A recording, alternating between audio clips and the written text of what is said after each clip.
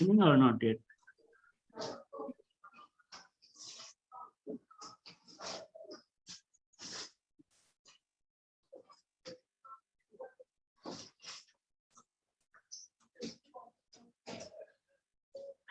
Yes, sir. Yeah, it is started. Ramesh, can you take over? Yes, yes, okay. So welcome everyone in the Harishchandra lecture series. So today I am happy to introduce Munna Naik from Harishchandra Research Institute, Prayagraj. So he did his PhD from ISI Kolkata. So he will give in this lecture series, he will give 2 talks. So today he will take not 1 hour, he will take like 1 hour 10 minutes. So as he requested. So today he will talk about the Peter-Weyl theorem. So Munna, over to you. So you can start. Good afternoon. I would like to thank the organizer for giving me an opportunity to really present something here. So I have been asked to really give 2 lectures on Peter-Weyl theory. So completing Peter-Weyl theory in 2 lectures is really a very difficult task. For that reason, actually, I will leave some details, and those who are really studying the subject for first time are really encouraged to do those exercises. And if there is problem at all in solving those exercises, they can ask their teacher, and or they can mail me. Okay. So this I am basically giving lecture from a lecture note which I have prepared for a workshop in at IISc Bangalore. So I have sent that lecture note to the organizer, and that contains all the details. Okay. So let us begin then. So let us begin with little motivation. For n belongs to J, we define En R2H1 by En theta is equal to e to the power in theta. Then En is a 2π periodic continuous function on R. Okay. Okay. Now we know that H1 is the group 0, 2π modulo 2π, and H1 can be identified with R mod 2π J. Okay. Now, by theory of quotient topology, one knows that you know that 2π periodic continuous function on R can be identified with a continuous function on H1. Okay. So you always remember this identification. We will always identify 2π periodic continuous function on R with continuous function on H1. Let f be a continuous function on H1. Now, f has a Fourier series expansion. That means f can be written as summation of n belongs to Z, f hat n En, and where f hat n is the nth Fourier coefficient and is defined like this. F hat n is equal to 1 by 2π integration from 0 to 2π ft e to the power minus int dt. And this convergence is not really pointwise convergence, and this convergence is in L2 0 to 2, L2 0, 2π. Okay. Now our goal is to really define notion of Fourier series in much more general setup. Okay. So why do we want to develop notion of Fourier series in much more general setup? Because we want to develop analysis, and for developing analysis, this Fourier analysis is a very essential topic. Development of Fourier series is a very essential topic. So goal is to define the notion of Fourier series in much more general spaces. Now, to achieve our goal, the most natural question in this direction will be, so what will be an example of space? What is an example of space? Now, and if I have a Fourier series expansion at all, so what will be who will play the role of En, n belongs to J? So Haar basically showed that if S1 is replaced by a compact Hausdorff topological group, then one can develop the notion of Fourier series, and the role of En will be played by really matrix coefficients of irreducible unitary representation of G. Okay, and this is what is called Peter-Weyl theorem. Okay, so Haar showed that if S1 is replaced by a compact Hausdorff topological group, then we can define the notion of Fourier series, and the role of En will be played by the matrix coefficients of irreducible representation of G. That which is called really Peter-Weyl theory. Now, so Hermann-Weyl's work basically shows that a development of Fourier series on G, one needs to classify all irreducible unitary representation of G. Now, Fourier series development of Fourier series on G is a topic in analysis and classification of all reducible unitary representation of a group is really a representation theoretic problem. So Hermann-Weyl work sort of gives a bridge between this subject analysis and representation theory. It turns out that Hermann-Weyl's idea can be carried further to a more general setup called locally compared Hausdorff topological group, and this is how the subject abstract harmonic analysis or non-competitive harmonic analysis was originated. Okay, so let us begin then. So I will I will fix some notation throughout my talk. Let G denote a compact Hausdorff topological group. Okay, so always G will denote a compact Hausdorff topological group. I will use this abbreviation CHTG for compact Hausdorff topological group. Okay, remember this. So CHTG stands for compact Hausdorff topological group. Let A subset of G and B subset of G. Let G belongs to G. I define A dot B by is the collection of all elements of the form X dot Y, so that X belongs to A and Y belongs to B. Now G dot A, similarly I will define is equal to G dot X, so that X belongs to A, and A dot G is equal to collection of A dot G, so that A belongs to A. These definitions are very self-explanatory. Let AP is a function from G to C. Okay. Let G belong to G. We define LGF, and LGF is a function from G to C by LGFX is equal to F of G inverse X. This is the definition. Okay. So LGFX is called left translation of F by G. Okay. So similarly, RGF from G to C is defined by RGFX is equal to F of XG. Okay. So X belongs to G. RGF is called right translation of F by G. Okay. Now I will define another function F check from G to C. We define by F check X is equal to Fx inverse. Okay. So remember these three notations. LGF stands for left translation of F by G. LGFX is defined by F of G inverse F. And RGF is called right translation of F by G. And the RGFX is equal to F of XG. And F check is defined by F check X is equal to F of X inverse X belongs to G. Okay. I begin with simpler definition of Haar measure. Okay. So let G be a compact Hausdorff topological group. Okay. Remember this acronym CSTG stands for compact Hausdorff topological group. So a regular Borel measure mu on G is called a left Haar measure if mu of G dot E is equal to mu of E for every Borel set E and for every G belongs to G. So the thing is, suppose this is my G. Okay, you take an Borel set E here. Okay, you apply G to this set. So there will be some G dot E here. If it happens that mu of G dot E is equal to mu of E for every Borel set E and for every G dot belongs to G, then mu is called a left Haar measure. Okay. In sophisticated language, one puts like this: if the Radon-Nikodym derivative of the transformation x going to gx is 1, then mu is called a left Haar measure. Okay. If the Radon-Nikodym derivative of the transformation x going to gx with respect to the measure mu is 1, then mu is called a left Haar measure. Similarly, I define right Haar measure. So mu is called a right Haar measure if mu of E dot G is equal to mu of E for every Borel set E and for every G belongs to G. Okay. Now, since the group may not be abelian, so notion of left translation will differ from the notion of right translation.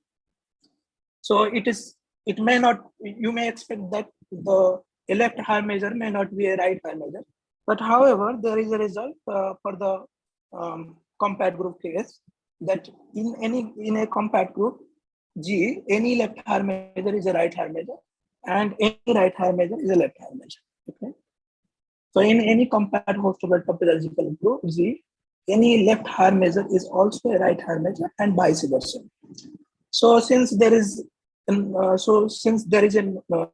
is no difference between a left and right Haar measure, so it makes sense to use the word Haar measure, okay, instead of left Haar measure or right Haar measure. We will only use the word Haar measure, and we will use this acronym HM for Haar.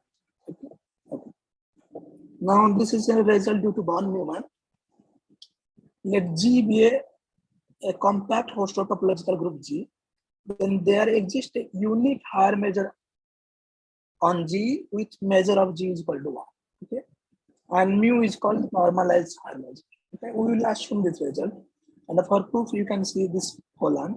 Okay, so the result of von Neumann says that if G is a compact host of topological group G, and there exists a unique Haar measure on G with mu of G is 1, and mu is called normalized Haar measure. Okay, for the compact group G, we will always take the measure Haar measure to be normalized. Okay. Okay. Now, moreover, the Haar measure mu and G satisfy the following equalities. Okay. So first thing is, if you look at integration over or G Lg fx d mu x is equal to integration over G fx d mu x. Here f is a compact function on G. Sorry, f is a continuous function on G, and G belongs to G. So this equality A simply says that integral over any left translate of f is equal to integral over f. Similarly, second thing we say that integration over G. So Rg fx d mu x is equal to integration over G fx d mu x. Okay. So that says that integration over any right translate of f is equal to integral over f. Okay. Now third thing is also important. So integration over G fx d mu x is equal to integration over G fx inverse d mu x, and this is equal to same thing as the integration over G f check x d mu x. F belongs to C, and that means f is a continuous function of G. So this C basically says if you are changing the variable x to x inverse, the integral remains invariant. Now D is basically mu of E is equal to mu of E inverse for any Borel set E, where E inverse is defined as collection of all x inverse so that x belongs to E. Okay, so these are really some properties of Haar measure. Now let us go to some example. First example of a normalized Haar measure. If you look at the group S1, then S1 can be identified with this group mod close interval 0, 2 pi under addition, and this is modulo 2 pi. That means you have to identify 0 and 2 pi. If you take this thing, d mu is equal to d theta by 2 pi, where d theta is the Lebesgue measure of 0, 2 pi, then d mu is a Haar measure on S1. It's a normalized Haar measure on S1. Our second thing is let G be a finite group and lambda be the counting measure of G. Okay. So then if you take mu is equal to lambda by lambda G, this is nothing but lambda by order of G. This is the normalized Haar measure. Okay. Now there is an easy exercise. Let mu1, mu2 be the Haar measure of G1 and G2 respectively. Then the product measure mu1 cross mu2 is the Haar measure of G1 cross G2. Okay. Now this is all about Haar measure. Now we will develop some representation theory on compact group, and after developing some representation theory on compact group, we will see how Fourier analysis can be developed on the compact group. For development of representation theory, a prototypical model will be really your finite group. So we will develop representation theory looking at the so we will exactly we will develop representation theory on compact group similar to that of finite group. Okay, so let us do that. So first is let H be a Hilbert space over C. I look at US is the collection of T, so that T is a unitary operator on H. Okay. US stands for collection. UH is the set of all unitary operators on H. You can check that this is a group. UH is a group. Okay. Now we will be interested in studying unitary representation. So let G be a compact host of topological group, and let H be a complex Hilbert space. Okay. So a homomorphism pi from G to UH is called an unitary representation. Okay. This is exactly the similar definition which you have seen for a finite group representation theory, but okay. And since we have more structure on G and H, we want to define some more notions on this representation. So the representation pi, okay, is said to be continuous.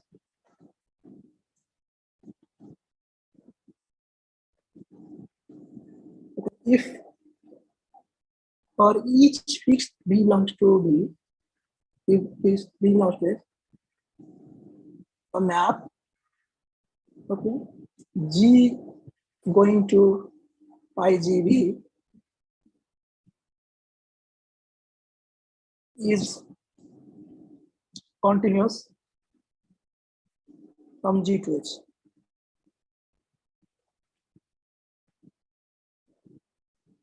Okay, so those who are really seeing this definition for first time, it may look unfamiliar to you, but the thing is, those who work in functional analysis, actually this is a natural definition. So this precisely says that this is equivalent to the fact that this precisely says that pi is continuous with respect to strong operator groups.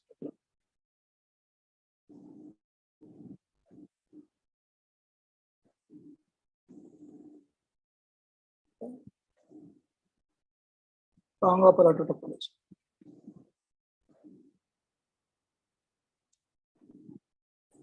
Okay. Now, sorry.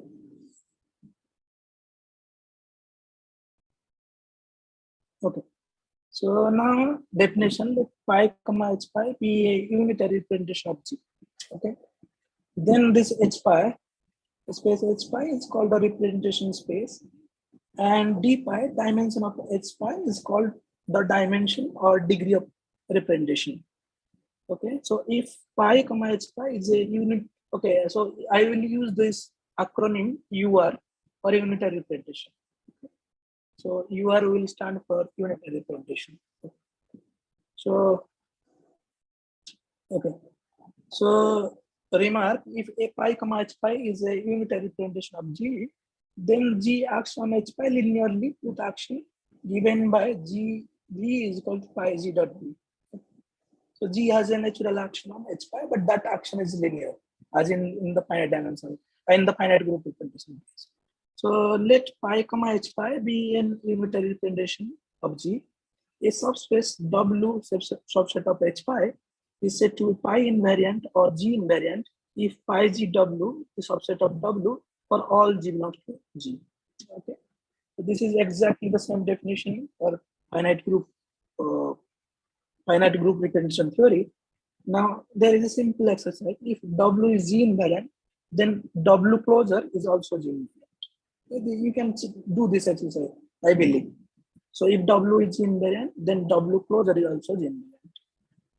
So definition, let pi comma h pi be an unitary representation of G. A closed G invariant subspace W of H is called a sub-representation of pi. Okay, so we are defining a new concept called sub-representation.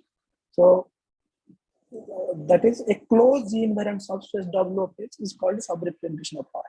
So okay, now in this case, if W is a sub-representation, if you look at the G going to pi G restricted to W. Okay, if you look at this map, G going to pi G restricted to W, this defines a new unitary representation of G denoted by pi restricted W, comma W. Okay. Now I told you in the beginning that we are really, what we will do, we are really studying only continuous representation. Okay, we will always assume that our representation is continuous. We will always assume a representation is continuous. So this condition will be always there. This condition will be. Okay. Now, so given representation pi comma h of G, 0 and h are always G-invariant subspaces. Hence, 0 and h are sub-representation of G. These are called proper sub-representation. Okay. Definition: a representation pi comma h of G is said to be reducible if only sub-representation of G are 0 and h. Okay, this is an important definition. So a representation pi comma h of G is said to be reducible if only sub-representation of G are 0 and h. And remark: one-dimensional representations are always irreducible by simple definition. Okay. Now, new definition: let pi 1 comma h1 and pi 2 comma h2 be two unitary representation of G. A bounded linear map P from h1 to h2 is said to be G intertwining or G equivalent between pi 1 and pi 2 if the following diagram commutes. So there is a map here T from h1 to h2, and there is a map pi 1 h1 to h1 pi 1 G, and similarly there is a map h2 to h2 pi 2 G. So if this diagram commutes for every G, then this T is said to be G equivalent between pi 1 and pi 2 or G into 10. That is T composition pi 1 G is equal to pi 2 G composition T for every G. I'm sure you have seen this definition in the finite group representation theory, but only extra thing is here we assume that P is bounded. Okay. Okay. Now, next. Let pi 1 comma h1 and pi 2 comma h2 be two unitary representation of G. We define C pi 1 comma pi 2. Okay, is the collection of all linear map T from h1 to h2, so that T is linear, bounded, and T is intertwining. So we define C pi 1 comma pi 2 is the collection of all linear map T from h1 to h2, so that T is linear, bounded, and T is G intertwining. So one exercise is C pi 1 comma pi 2 is a complex vector. You can do this exercise. This is a very simple exercise. So C pi 1 comma pi 2 is a complex vector. Now second exercise is, so let T belong to C pi 1 comma pi 2, then kernel of T is G-invariant and image of T is G-invariant. So you do this exercise. If T belongs to C pi 1 comma pi 2, then kernel of T is G-invariant or pi 1 invariant and image of T is invariant. Now kernel of T, since T is really bounded linear map, okay, so kernel of T is really closed. So this implies, so thus kernel of T is really a sub-representation, of pi 1. Okay. Now I hope you remember these definitions. Okay, so definition, new definition. Let pi 1 comma h1 and pi 2 comma h2 be two unitary representation of G. Okay. We say pi 1 is equivalent to pi 2 whenever there is a T belonging to C pi 1 comma pi 2, so that T is inverted. Okay. So we say that pi 1 is equivalent to pi 2 whenever there exists a T belongs to C1 comma pi 1 comma pi 2, so that T is really linear isomorphism. Okay. Now similarly, if pi 1 is said to be unitarily equivalent to pi 2 whenever there exists a unitary map T from h1 to h2, so that T belongs to C pi 1 comma pi 2. So unitary equivalence is a really stronger notion than equivalent. We demand in case of unitary equivalent, we would demand that this T has to be a really unitary map. Okay. Now there is this result which says that if two unitary representations are equivalent, then they are also unitarily equivalent. So that two unitary representations are equivalent if and only if they are unitarily equivalent. So the notion of equivalence and unitarily equivalence are the same. For proof, you can see this Kumaresan book sells something called short course in mathematics, titles, something like this. So I will use this acronym IUR, irreducible unitary representation of. So IUR stands for irreducible unitary representation of G. Let S is the pi, so that pi is a irreducible unitary representation of G. Okay, so S is the collection of all irreducible unitary representations of G. So we define a relation tilde on S by pi related to rho if and only if pi is equivalent to rho. Okay. So pi is related to rho if and only pi is unitarily equivalent. One can check that this relation tilde is an equivalence relation. Okay. Okay. Now I form equivalence clause with this with respect to this equivalence relation. So for pi belongs to S, let this this close bracket pi denotes the equivalence class with respect to the relation this thing. We define G hat is the collection of all equivalence class of pi, so that pi is an irreducible unitary representation. So G hat denotes collection of all irreducible unitary representation. Sorry, G hat denotes equivalence class of a pi, so that pi is an irreducible unitary representation. Okay. Okay. Now, example of unitary representation. Let H be any complex Hilbert space. For any G belongs to G, we define pi G is equal to identity. Then pi defines an unitary representation of G called a trivial representation. Okay. Okay, the action is really trivial. Okay. Now, observation. Since the action is trivial, so any subspace of this Hilbert space H will be really pi invariant. Okay. So it follows that trivial representation is irreducible if and only if dimension of H is 1. Okay. Now we define something called left regular representation. This is a very, very important representation. So please pay attention here. Let P mu be the normalized R measure on G. Okay. So let H is equal to L to G with respect to mu. So I form the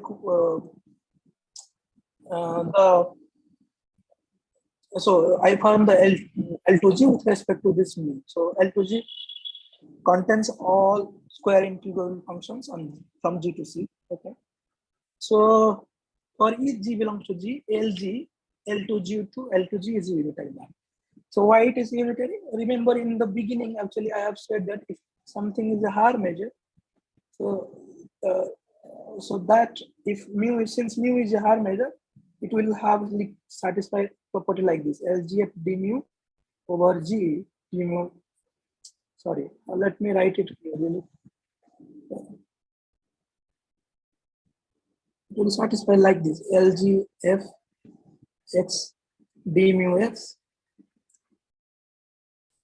This is really fx d mu x. Using this property, actually you can show that LG is a unitary operator from L to G to L to G. And what is LGFX? LGFX is equal to f of G inverse. So we define the capital L G to US by capital LG is equal to small LG. Okay. Check that L is a continuous unitary representation. One can check that. You can see this proof in Poland also. Poland. So L is called left regular. So I will ask you that L is a continuous. I will not show this thing. So L is called left regular representation. Okay. Similarly, there is some right regular representation. I take the same Hilbert space H is equal to L to G. For each G belongs to G, RG is a map from L to G to L to G, and this is a unitary operator. So what is RGFX? RGFX by definition, f of x belongs to G, a belongs to L to G. So we define a homomorphism R from G to UH by RG is equal to something R substitute 0. Check that R defines a continuous unitary representation called as right regular representation. Okay. So what did we learn? We learned that any compared group G has 3 important representations. First thing is trivial representation. Second thing is left regular representation. Third thing is right regular representation. Okay. Now there is another example. If you look at G is equal to either UN or SUN, and you take the Hilbert space as CN.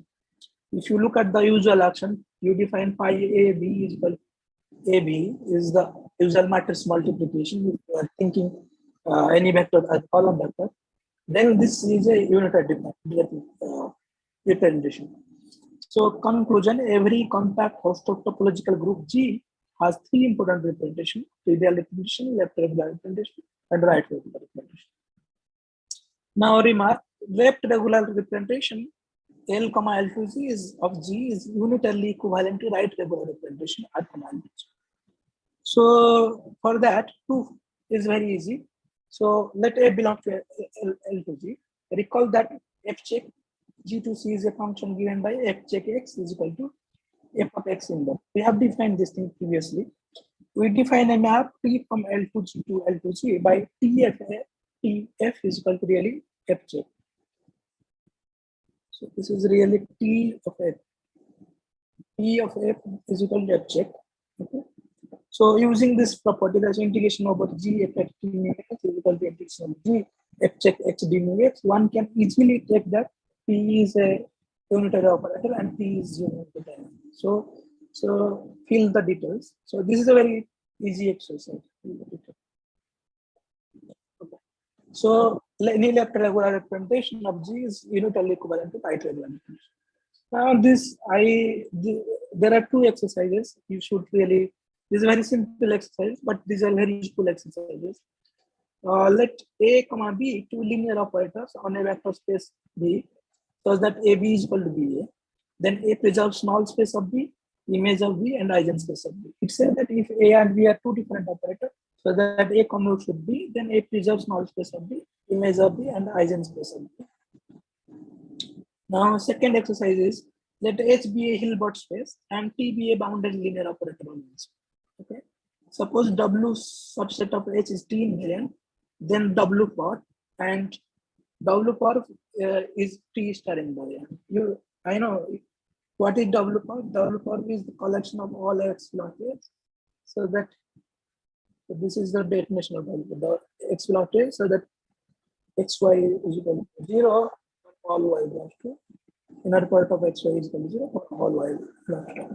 If W subset of H is T invariant, W part is T star invariant. Okay, so let the first proposition we want to do. Let pi comma s be an unitary representation of G. Suppose W is pi invariant. Suppose W is pi invariant subspace of S, then W part is also pi invariant. Okay. So if W is pi invariant, W part is also pi invariant. So proof is very simple. As pi is unitary, pi g into pi g star is equal to identity. So pi g star is equal to pi of G inverse. Pi g star is equal to pi of G inverse. But since pi is a group homomorphic, this is pi of G inverse. Okay. Now, as W is pi G invariant, by previous exercise, W part is pi G star invariant. Okay.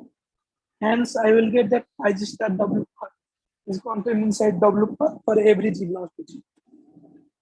But pi G star is equal to pi G inverse. So pi G inverse W part, set of W part for every G belongs to G.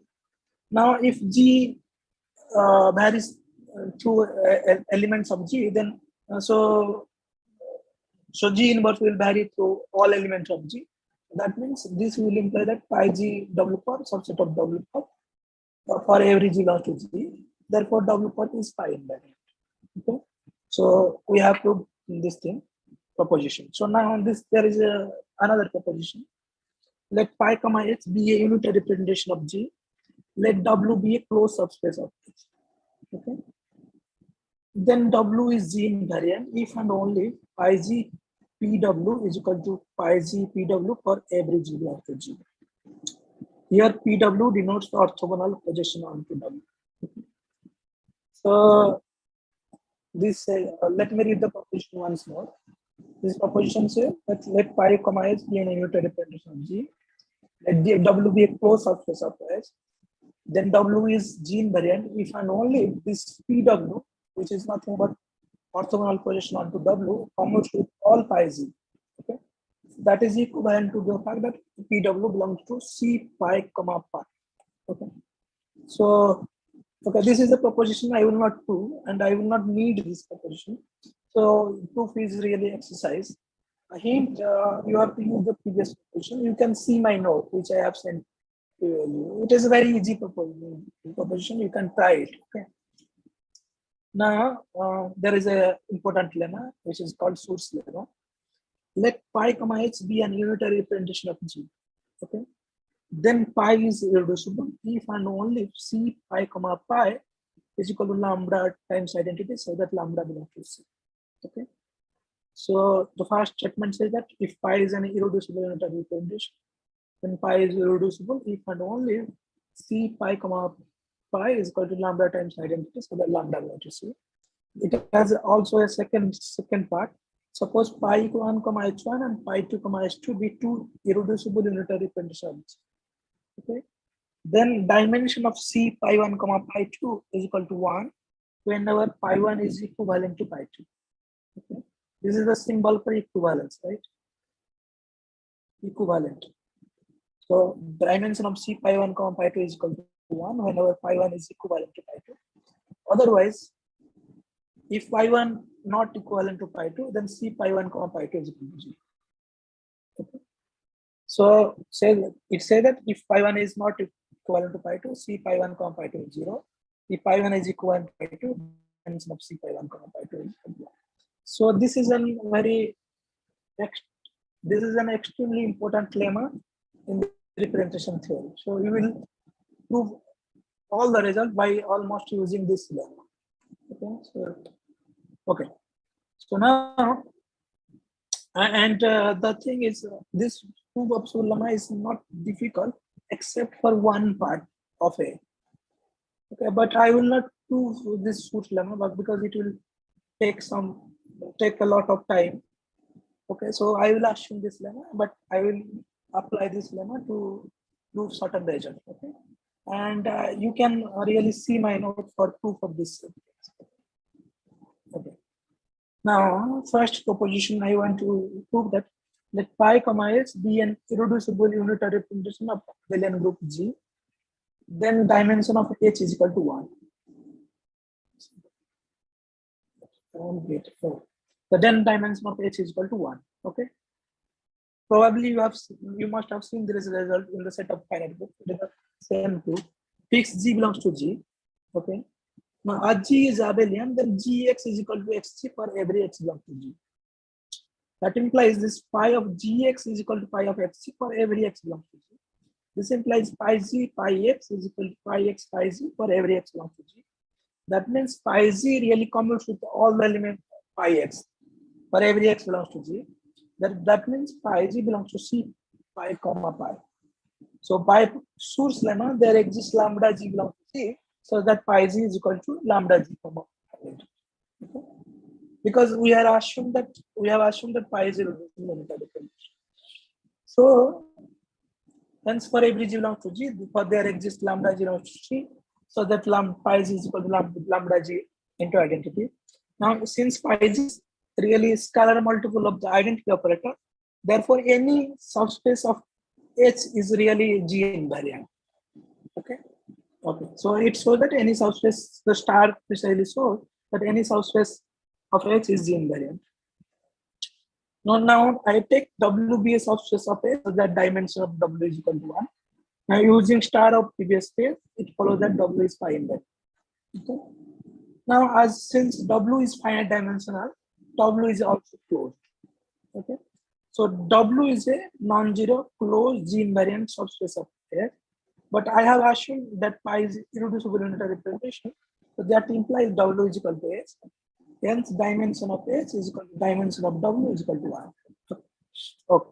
So every irreducible unitary representation of abelian group is really 1. Is of dimension 1. Okay. So now we define something called self-linear path. Let H1 and H2 be two complex Hilbert spaces. A function f, okay, from H1 cross H2 to C is called a self-linear path if f of alpha u plus b comma w is equal to alpha f u comma w plus f of b comma w. Second is f of u comma alpha w plus z is equal to alpha bar f of u comma w plus f of u comma z. For all u comma b belongs to H1, w comma z belongs to H2, and to C. Simply, such form means that f is a function from h1 cross h2 to C. In the first coordinate is linear, and the second coordinate is conjugate linear. This is just like inner product. So, example, inner product on a Hilbert space H is a sesquilinear form on H cross H. Now definition: a sesquilinear form f on h1 cross h2 is bounded if there exists a constant c greater than 0, so that mod of f of u comma b is less than equal to c into norm of u into norm of b for all u belongs to h1 and b belongs to h2. So this definition is natural. So it says that sesquilinear form f on h1 cross h2 is bounded if there exists a constant c greater than 0, so the mod of f of u comma b is less than equal to c norm of u into norm of b for all u belongs to h1 and b belongs to h2. Okay. Theorem: let f from h1 cross h2 to c be a bounded sesquilinear form. Okay. Then there exists a unique bounded operator a from h1 to h2 and b from h2 to h1, so that f of u comma b is really inner product of au comma b. This is called u comma b bb for all u belongs to h and b belongs to h. So this is a result probably you have seen in function analysis. Okay. So it says that any sesquilinear form, bounded sesquilinear form, f from h1 cross h2 to c is of the form f of au inner product of au comma b, where a is a linear operator from h1 to h2. And similarly, okay, so we will need one part only. I hope you have seen this result. If you have not seen this, one uses this huge representation theorem to prove this, and you can see this result in Conway's function analysis. Okay. Okay. Let pi1 comma h1 and pi2 comma h2 be two unitary representation of G. It's a sesquilinear form f from h1 cos h2 to c is said to be G invariant if f of pi1 gb1 comma pi2 gb2 is equal to f of b1 b2 for all b1 plus h1 and b2 plus h2. Pay some attention here. So I am saying that a sesquilinear form. I am saying that if pi1 comma h1 and pi2 comma h2 be two unitary representation of G, a sesquilinear form a from h1 cos h2 to c is said to be G invariant if pi1 gb1 comma pi2 gb2 is equal to f b1 comma b2 for all b1 belongs to h1 and b2 belongs to h2. Now discussion.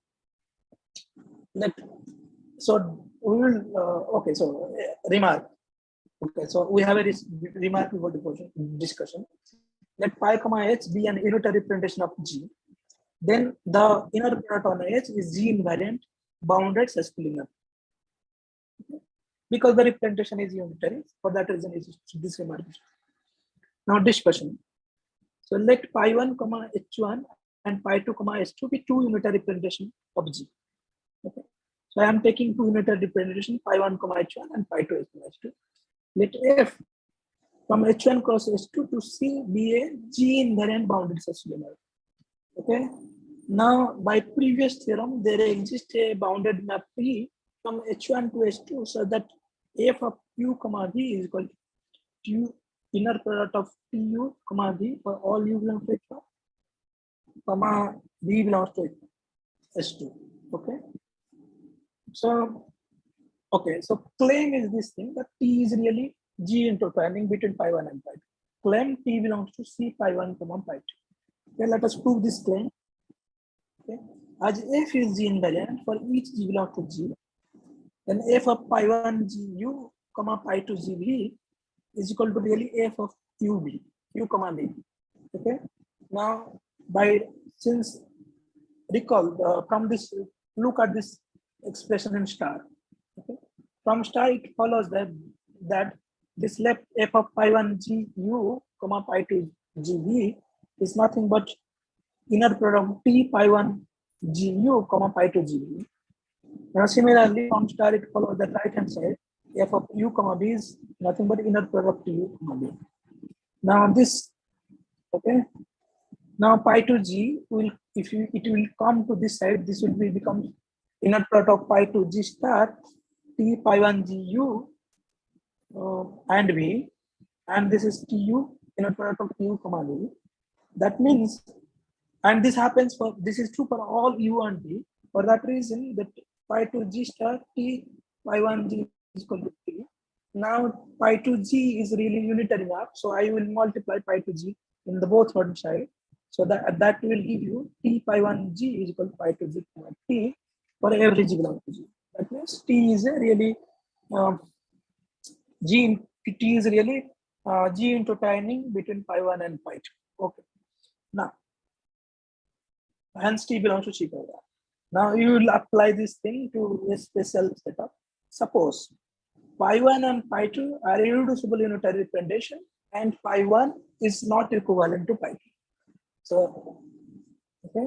So I am taking pi 1 and pi 2 as irreducible unitary representation, pi 1 and not equivalent to pi 2. So we know from Schur's lemma that C pi 1 comma pi 2 is equal to 0. Okay. So this implies t is equal to 0. Hence we get that f of u comma b is equal to inner product of tu comma b is equal to 0. So f is, hence we are getting f is identically 0. So hence it shows that hence any bounded G-invariant stress collinear form on H1 cross H2 is equal to 0. So let me repeat the thing.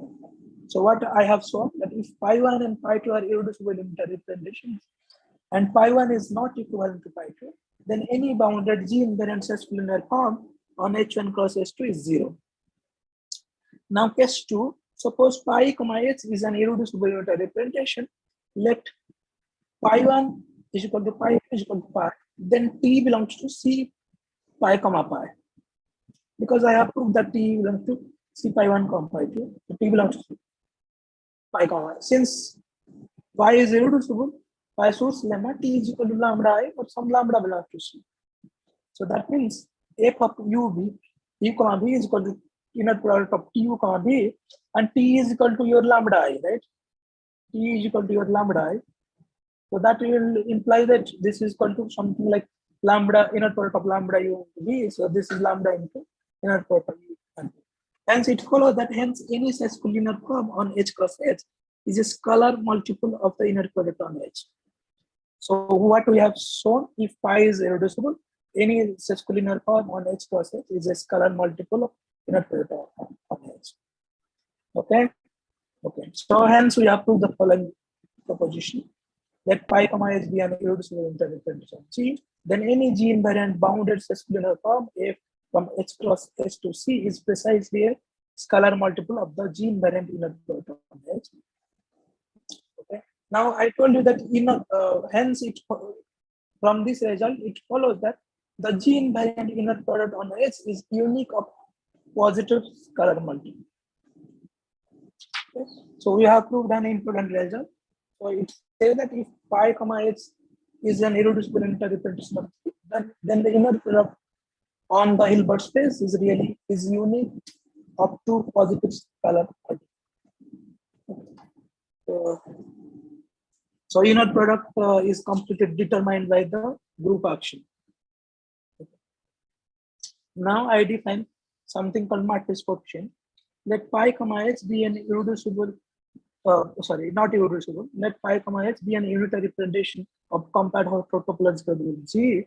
Now I fix pi u comma v belongs to h. U and v are two elements of h. So we define a function pi u comma v from G to C by pi u comma vx is equal to inner product of pi x v comma u. Okay.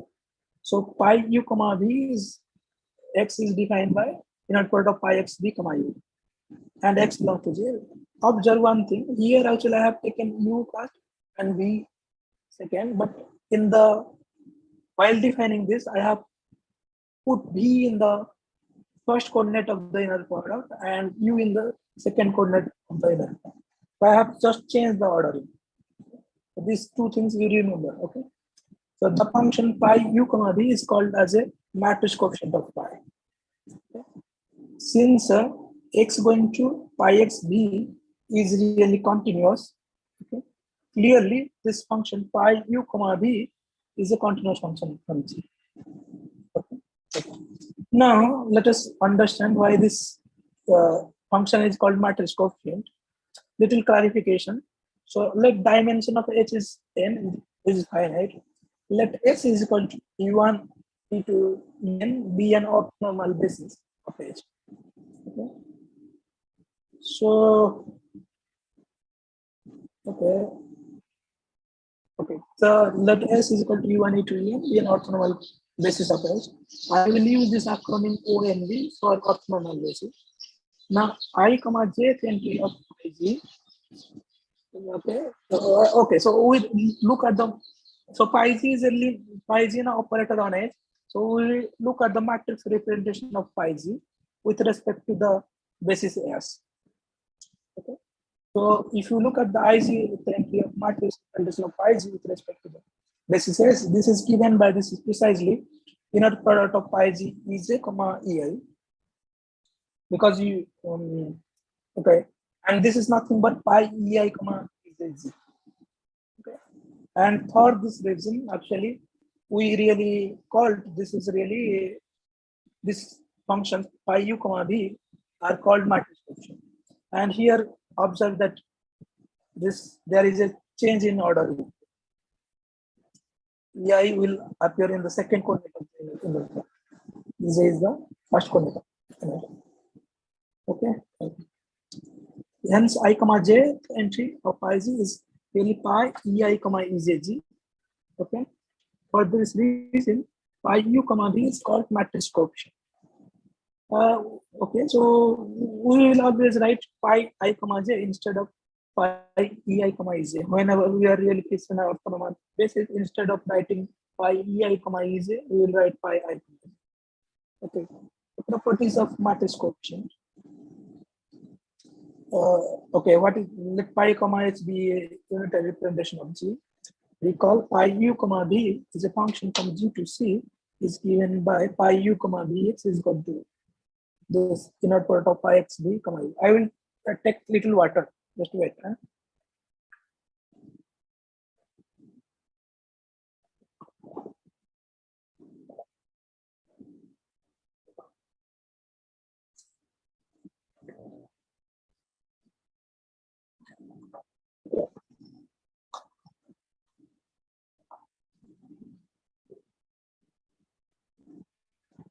Okay. So this thing. Okay, so this is the some properties of matrix coefficients. If you really take this pi u1 plus u2 comma b, then here also in the second coordinate there will be u1 plus u2, and since the inner product is linear, it will split. Okay? So this will be pi u1 comma b plus pi u2. So you can do this if you are not seeing this now. If you are not able to see this now, you can take it in exercise, okay? Or you can do it now mentally. Just so pi u1 plus u2b is equal to pi u1 comma b plus pi u2 comma b. Similarly, pi u comma b1 plus b2 is really pi u plus comma b1 plus pi u comma b2. Okay, so because in this second thing you have to put here b1 plus b2, and it will the inner product is linear, so that will give you this thing. So pi alpha u comma b is equal to alpha by pi u comma b. Remember, alpha u you have to put in the second coordinate. So since the inner product is conjugate linear in the second coordinate, so you will get alpha by here. Similarly, pi u comma alpha b, you will get what? Alpha into pi u comma b. So these four properties are immediate. Now pi u comma bx is equal to inner product of pi x b comma u, and this is equal to inner product of b comma pi x star u. That this is equal to inner product of b comma pi x inverse u. Got. Okay. B comma pi x inverse u, and using the property of inner product, so this is really pi x inverse u comma b inner product and bar. So that will be pi b comma u x inverse. Okay. So remember, So remember only one thing. So whenever you are changing to, when you are switching this u and v, then really there will be x inverse and there will be bar. Okay. So pi u comma bx is equal to pi b comma u x inverse bar. So remember this part. Okay. In particular, it will imply that pi b u x bar is equal to pi u v x inverse. Now, second property 6 is G is compact, pi is really unitary, and pi is unitary. Mod of pi u comma bx is less than equal to mod of pi x u comma b inner product. Sorry, let me say this once more. G is compact, pi is unitary. Mod of pi u comma bx is less than equal to mod of inner product of pi x u comma b inner product of pi x u comma b, and this is less than equal to norm u and norm v. So element bit norm of pi u comma b is really norm u and norm v. Norm mu into norm v. Clearly, pi u comma v is a function of L2. Okay, and I have told that pi u comma v is a continuous function. Now, let us see what will happen when we apply right translate to pi u comma v. So Rg pi u comma vx is equal to pi u comma v xg by definition, and this is really nothing but inner product of pi x v comma u, and since pi is a group homomorphism, so this will be pi x into pi z v, inner product of pi x pi z v and u. So that is by definition pi of u comma pi z v. So that means I am getting Rg pi of u comma v is equal to pi of u comma pi z v. So it says that really if you are right translate of a matrix coefficient pi u comma v by an element g is again a matrix coefficient. So, and what is that matrix coefficient? You have to fix this first coordinate fixed, and simply g will act on the second coordinate. So it's so say 7 so that right translate of a matrix coefficient is again a matrix coefficient. And so what will be the matrix coefficient? We have to fix the first coordinate here, first vector here, and in the second vector the element g will act. Okay, similarly Lg pi u comma vx is equal to pi u comma v g inverse x. So this is really pi of inner product of pi g inverse x v comma u, and this is pi g inverse pi g star pi x v comma u, and this is nothing but inner product of pi x p comma pi z u. So this is really pi of pi z u comma v. So left translate of a matrix coefficient is also a matrix coefficient. Okay, and second in this thing, second vector will be fixed, and g will act on the first vector. Now pi u comma e, pi u comma u e is equal to really pi u comma u, and this is norm u square. So clearly, so pi u comma e is equal to 0 if and only if u is equal to 0. Okay. Now as pi u comma u is a continuous function on g, and whenever u is not 0, this means pi u comma u e at the point e is not 0. So if whenever u is not 0, then pi u comma u is not an identically 0 function inside LP. So that means pi u norm of pi u comma u is strictly greater than 0 for u greater than 0. So this is a very important property. Okay. So we use this property 1 to 9 to prove some result. Okay. Now we will prove something called a source orthogonality relation. Okay. So let pi comma h and rho comma k be two irreducible unitary representation of G. First says that if pi is not equivalent to rho, the inner product of pi u comma v and rho w comma j is 0. Okay. So first part of the first part of this theorem say that if pi is not equivalent to rho, then matrix coefficients of pi is orthogonal to matrix coefficient of rho. And it has second part. So it says that d pi, dimension of h pi is finite. Okay. And in particular, it says that every irreducible unitary representation of G is finite dimensional. Okay. So, okay. And the second thing, we have a relation like this, inner product of pi u comma v, L2g inner product of pi u comma g, comma pi w comma z is equal to 1 by d pi bar of inner product of u comma w into inner product of v comma z. Okay. So second part says that every unitary dependence of G is finite dimensional, and L2 inner product of pi u comma v and pi w comma z is equal to 1 by d pi bar of inner product of u comma w into inner product of v comma z. Okay. Now let us understand how the proof will really go through. Okay. Let us take an idea. Okay. So let us see, the thing is, if you really just fix u and w, suppose you fix and u and w, then this thing which I am underlining, this is really constant. That's so that this left hand side is really, so what we have to show basically, so left hand side is really very scalar multiple of the inner product. So that precisely, so that left hand side is really a sesquilinear form. Okay. Okay. So what I have shown that any G-invariant sesquilinear form on H pi cross H pi is a scalar multiple of the inner product. Okay. So our goal, so from this actually, this gives us the clue that probably we have to first to take this thing left hand side, and we have to show that this left hand side is a really G-invariant bounded sesquilinear. Okay.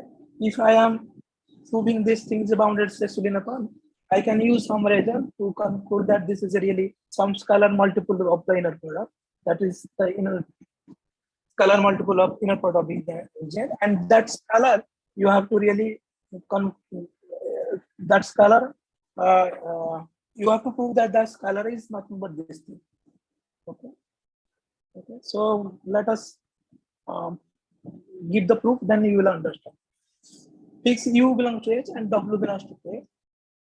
Okay. So for each fixed u comma w, I define a f u comma w from H cross K to C by f of u comma w v comma z is really pi u comma v and into rho w comma z. Okay.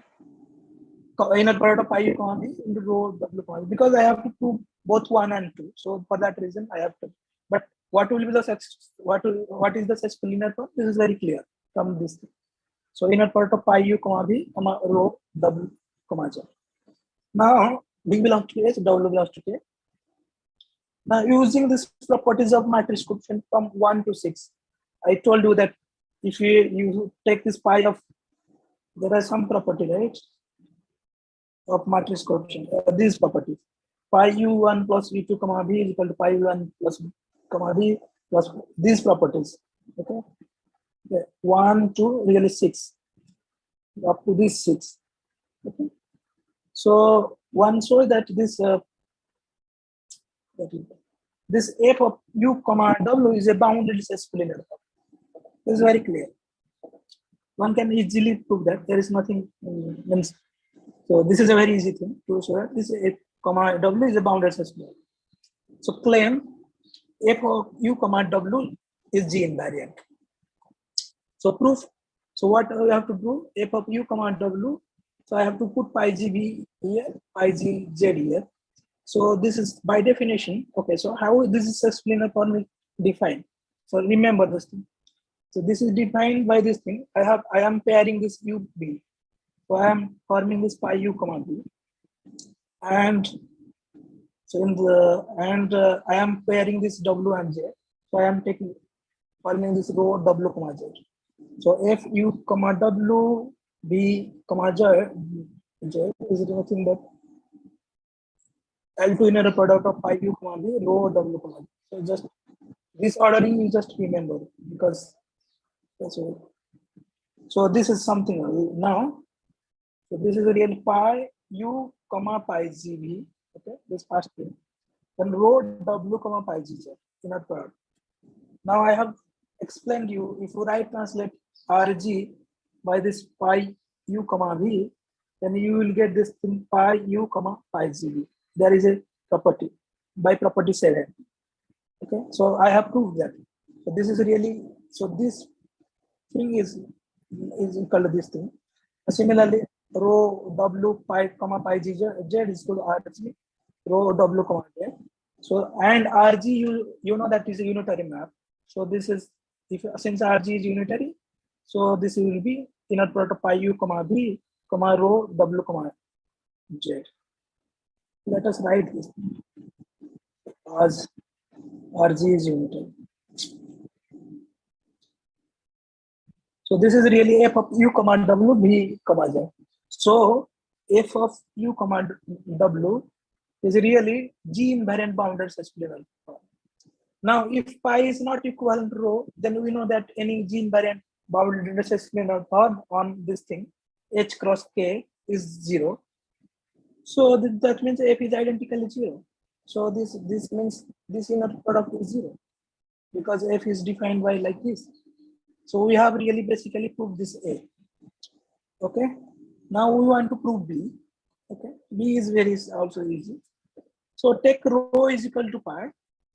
Now this then f u comma w b come inner product of f u comma w b comma z is nothing but inner product of pi u comma b comma pi w comma z.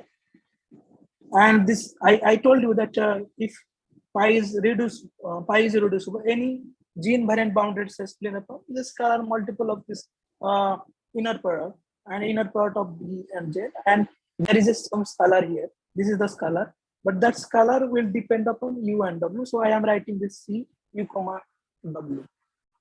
Okay. So this is from where? Okay. This was just wait. This is the proposition in page 32, right? Okay. So this is the proposition in page 32. So Munna, you have like 3 to 4 minutes. Try to finish. Okay, I'll just this follows from proposition in page 32. In page 32. Now I have to find what is u comma w. I will fix eta belongs to h with norm eta is equal to 1. So eta is a fixed vector. So I will put here eta everywhere. So f of u comma w eta comma eta is equal to something like cu uw. So what is cu comma w? Is really f of u comma w eta comma eta by definition, because by here from this line, okay, from this line, okay. So this is nothing but inner product of pi u comma eta and pi w comma eta. This is really inner product of integration over g pi u comma. I am writing the definition pi u comma eta g pi w comma eta g bar dg. Okay, here dg is the R measure. Now I told you that if you will shift this thing, okay, if you will shift this thing, you change u to eta, then there will be g inverse and bar. So recall pi u comma eta g is equal to pi eta comma u g inverse bar. I put that pi eta u comma g inverse bar into pi. Okay, I use that also here also. I pi eta comma w g inverse bar bar. There is a bar here, so that bar will go away. So I will get this pi eta u g inverse bar pi eta comma w g inverse.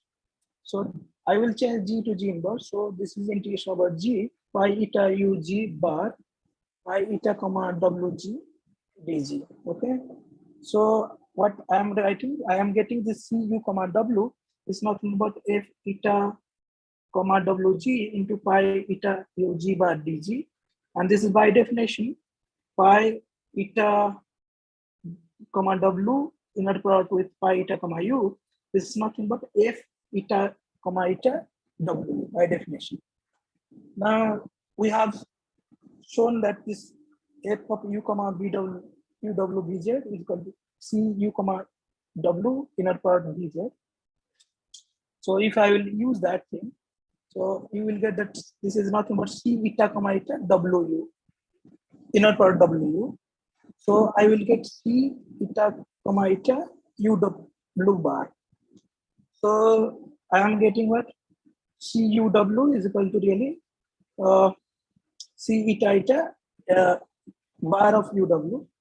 So I will get what? If U comma W B comma Z is nothing but C eta comma eta U W bar B Z.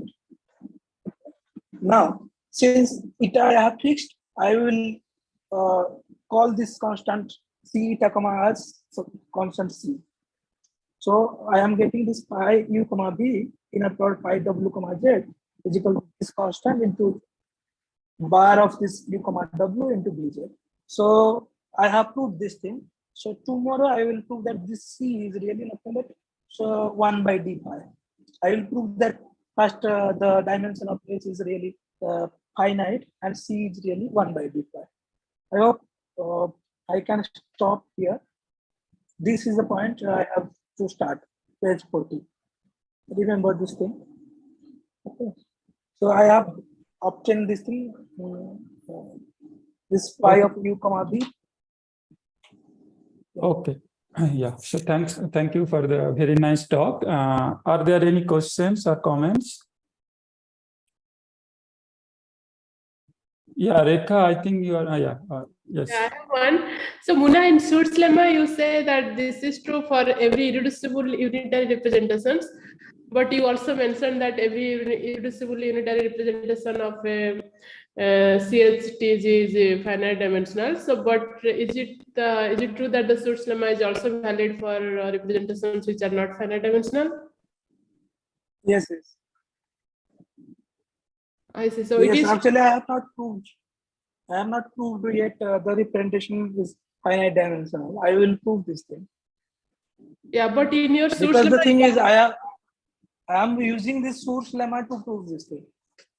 that is why, right? Because in your Schur's lemma statements, you don't mention that it's for finite dimensional, but every irreducible unitary representation is finite dimensional, so you prove that by using Schur's lemma. So Schur's lemma is valid for arbitrary representations. No, actually, if I interrupt, Yes. Schur's lemma is Yes, sir. valid for all unitary representations, but you need spectral theorem to prove. For a general unitary operator, self-adjoint operator, you need spectral theorem in order to conclude that Schur's lemma is valid for all irreducible unitary representations. So it involves some C-star algebra theory. That is the reason actually I didn't prove that thing. Because Correct. it will take a lot of time. I see. Okay. So it is true for arbitrary representation, not necessarily finite dimensional. Yes. Yes. Okay. Thank you. And all for locally compact group also. It is not really true for only just compact group. It is also true for locally compact. Okay. Thank you. Yes. So, are there any comments or questions?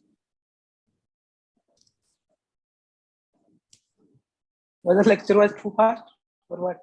No, it's okay. Yeah.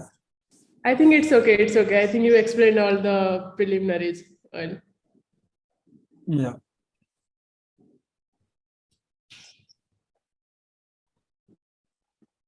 Okay, so if there is no more question, let's thank the speaker again, and we meet in the next, I think next talk. Tomorrow. Okay, next talk is on tomorrow. Tomorrow at the same time. Same Is Yes. there any question from this YouTube? YouTube channel, yes. No question there. Thanks, Ramesh, Okay, for so your let me- time to share it. Yes. See you some other time. Yes. Thanks, Munna. See you tomorrow. Okay. Bye. So we Okay. will close the meeting now. Okay. Bye. Bye.